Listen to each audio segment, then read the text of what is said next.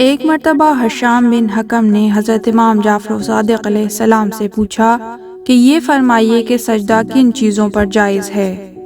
इमाम ने फरमाया, सिवाय ज़मीन के या उन चीज़ों के जो ज़मीन से उगती हैं, मगर खाने और पहनने में नहीं आती, और किसी चीज़ पर जायज़ नहीं है। हशाम ने पूछा कि इसका क्या सबब है।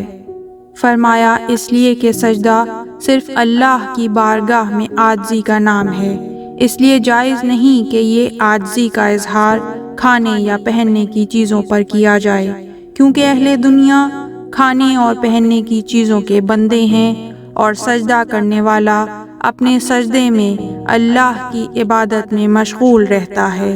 लिहाजा उसके लिए ये जायज़ नहीं कि अहले दुनिया के इन माबूदों पर अपनी पेशानी रखे जिनके फरेब में ये लोग आ गए हैं।